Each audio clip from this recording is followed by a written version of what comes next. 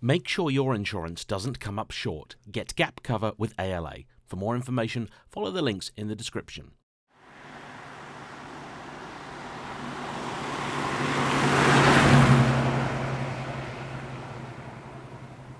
Hello everybody, and welcome to Car Guy Story Time with me, JayEmm. And today, have we got a story for you. In this episode, I'm going to be talking to you about one of the most important and most influential figures in the history of the automobile. Somebody who could and did change the course of the car and therefore human history forever, but whose name you may not know. This is the story of William C Durant, and today I'm telling it from behind the wheel of the car bearing his name.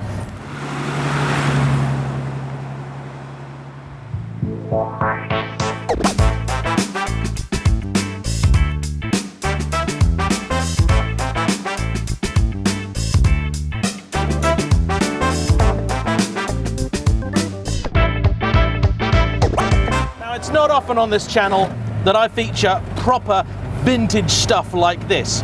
And if you really enjoy this content, please do me a couple of big favors. First off, hit those like and subscribe buttons. But secondly, and more importantly, share it with all of your friends. Because if this gets viewed, it'll encourage me and owners of cars like this to keep making this kind of video. And I have to say a big thank you today to the owner of this car, Alan, and to my friend Doug. And thanks to Doug's efforts and Alan's kindness, this is one of 4 ultra cool cars that I'm driving this week. This morning I drove a 1916 Cadillac. Today's car is a 1928. The other two are a little bit different, but if you enjoy this, I think you'll enjoy those. However, let's start telling you the story of Mr. Durant. It began back in 1861 when he was born to a relatively wealthy family of French origin in Boston, Massachusetts. A few years in, his father left, and then come the end of the decade, they moved to Flint, Michigan. The family expected him to be a lawyer, but he didn't like that idea. Instead, he went to work at his grandfather's lumber yard.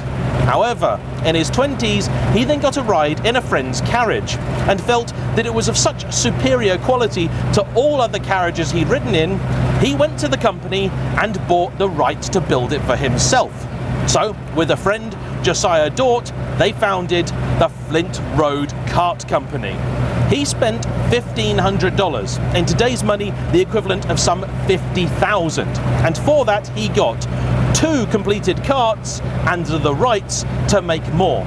Determined for his new venture to be a success, he then went around the country selling his new idea and came home with an order book of over 600 customers.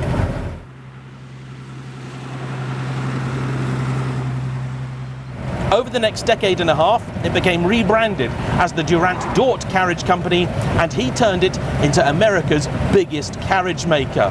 At one point in time, building 600 a day. He grew it from a $2,000 business into a $2 million business, the equivalent today of $70 million. And of course, while all of this was going on, the horseless carriage was becoming a thing.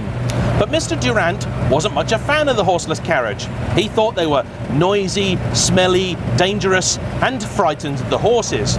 He was so unkeen on the idea that he allegedly forbade his daughter from riding in one. However, this is not to say that he was a man unaware of the potential, because though he felt the carriage as it was not fit for purpose, he saw that with some help, it certainly could be. And so he purchased the then relatively youthful and failing Buick Motor Company, a local concern. With his help, across a span of just 6 years, he took it from an enterprise on the verge of bankruptcy to being a company selling more product than Ford and Oldsmobile combined. He also then acquired the Oldsmobile company and decided to unite Buick and Olds under one umbrella, which he called General Motors. In fact, just a year later, he also lined up a deal to buy Ford. Henry was very keen on the idea, but sadly, bankers at the time regarded cars as something of a flash in the pan and a very unsafe place to put their money. So they said no.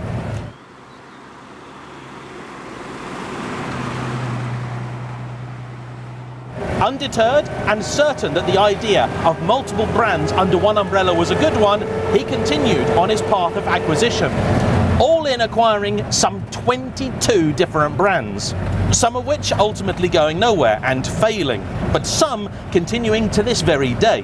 But he made one key mistake. Many of the brands he had built luxurious automobiles. Meanwhile, his old rival Mr. Ford was chucking out the Model T in ever increasing quantity and for ever decreasing prices. GM did not have an answer, and so, to protect his company, he did a deal which meant that it could survive, but that he was no longer to be a part of it. Just a year later, he met up with a pair of brothers who thought they had a good idea for a car, and so they started a car company with their name on it, Chevrolet. And so successful was it, they eventually raised enough money that Durant could buy his way back into the company that he helped to found. And along the way, he added more to their portfolio, including the Fisher Body Company and Frigidaire.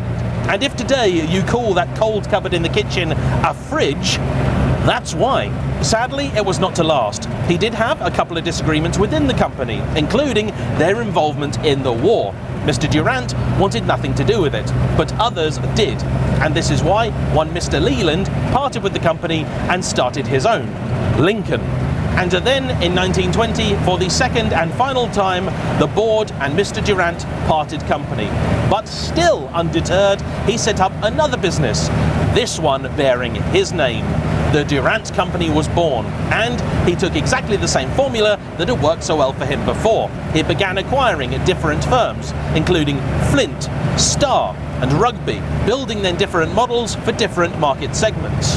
Though today, if you were to try and find anything out about the cars that they produced, you'd find yourself with a near impossible task. The company lasted until the early 1930s, when eventually pressure from both their existing competition and the Great Depression meant that sadly he had to close the doors. And it must be said that the more I've read about the man, the more I've come to respect him, because industrialists of that era, they were built differently. They believed in their ideas, they believed in the people that worked for them, and very often they were willing to put their own personal security on the line.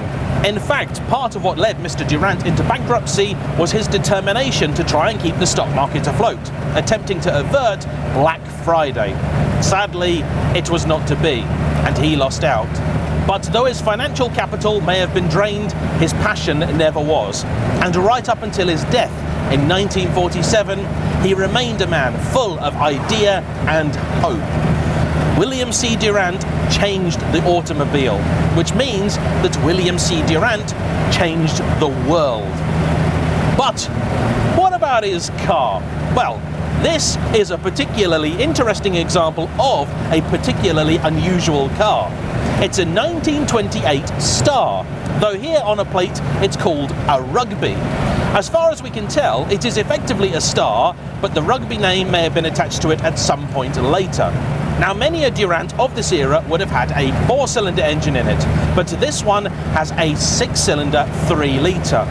Power? We're not sure, and even if we had a figure, it's probably not making that today, because in the spirit of old school engineers, Alan has had to do a few different things to try and keep this car on the road, including recently putting on a carburettor, which is not meant to have. The gearbox, as you may have heard, is of the crash variety. However, after a little bit of practice, it's actually not entirely horrendous. Just this morning, I then drove Alan's 1916 Cadillac, and in spite of the fact that this car is 12 years its junior, this one is the more alien to drive. The handbrake and gear lever are roughly where you'd expect them. In case you're wondering, the pattern for this being first on a dog leg, then up and right for second, and then down for third, reverse being where you'd expect first to be. The pedals, though, are the confusing bit, because on the left you have the clutch, and on the right you have the brake.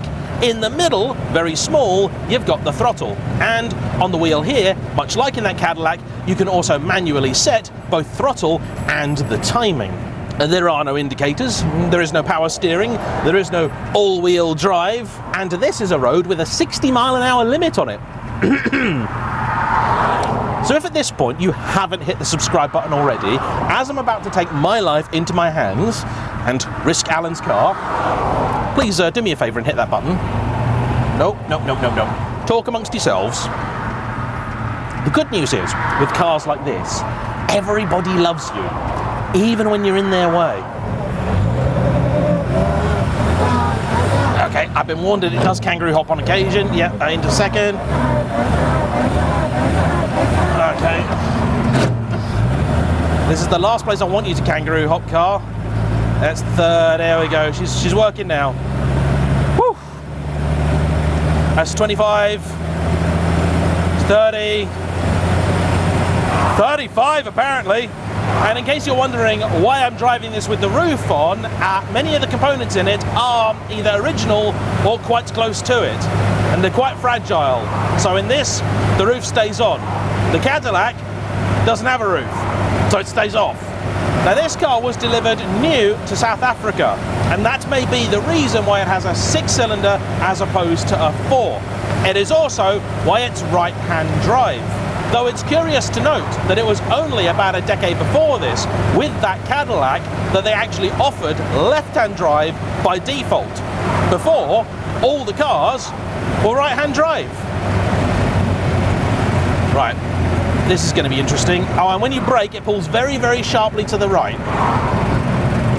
Big roundabout, modern traffic, and stuff that just does not work at this speed. Oh, and it's clear. It's clear. Yes. I'll have some of that, thank you very much. Let's not tip the thing over. Whew. That's the scary bit done.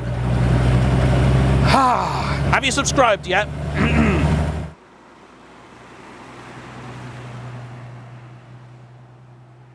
We're not entirely certain, but we do believe that this car may have been purchased and used simply as an ornament.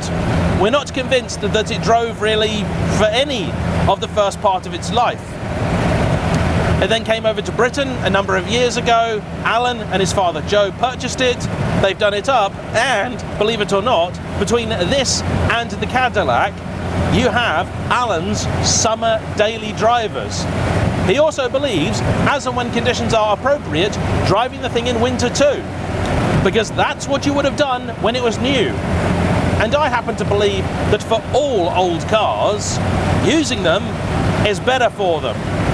Though, you would believe, with that Cadillac being quite a bit older than this, and at that point in time, 12 years, that's a big difference. That's a whole bunch of development. You'd think that this would be a little nicer to drive. It's not. The steering feels far looser, lots more play in it. The thing follows the road a lot more. It's also a little bouncier. In terms of dimension, it's also much smaller. That Cadillac, you could get 7 people in. This one, yeah, about 5 I think is your limit. And of course with no seatbelts or anything else. Like the Cadillac, you've got this gorgeous view out the front, but like the Cadillac and just about everything else at the time, there are no side view mirrors. We have just this single rear up here, which is likely an aftermarket edition. This is the motor for the window wiper, which actually works. However, you do have doors on both sides. With the roof up, it is a little bit fiddly to get in because they're quite small, they're quite far forwards. The steering wheel also is massive, and the instrumentation down here is fairly simple, but it does work. Smells like an old car, this too. And hands up, who looked at this at the start of the video and thought, is that what the Ant Hill mob drove in wacky races? Because I did. Humorously, just below my feet, there is a wooden panel, which in my head should have a Tommy gun under it. Instead, it's an access panel, which lets you see the gearbox. Quite a dinky little thing too it is. Drive, as was standard for the time, is sent to the rear, and naturally you have big skinny tyres on each corner. I'll admit that I'm not anywhere near as in love with this car as I was the Cadillac. But researching this car, learning the story of William Durant, that made it all worth it. Scary, it's the brake, that's what's scary. Gonna let this modern traffic pass me, I think.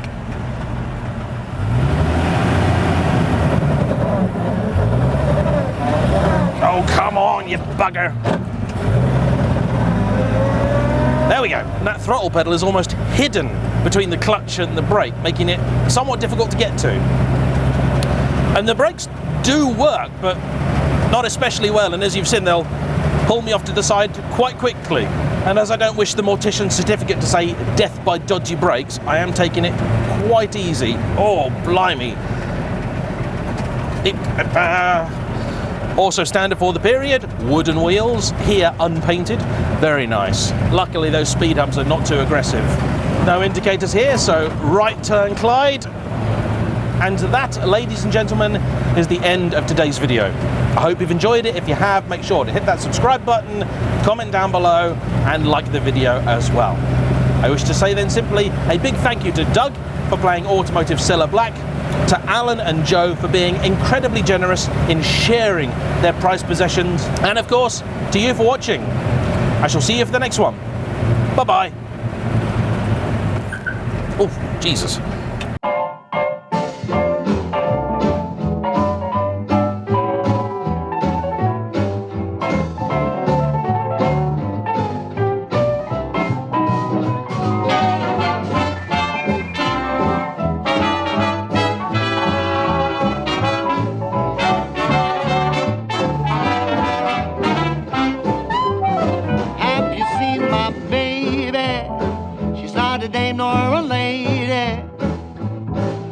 The way she walks, the way she talks, or the way she loves me. Just look at me, I'm like a monkey in a coconut tree. You know I'm overjoyed, 'cause boy oh boy, she's my gal. She asks me when I say let's go out dancing. Your place or mine, don't waste my time with phone. Funny, doesn't care about clothes or money. She just cares for me, she's all I need, she's my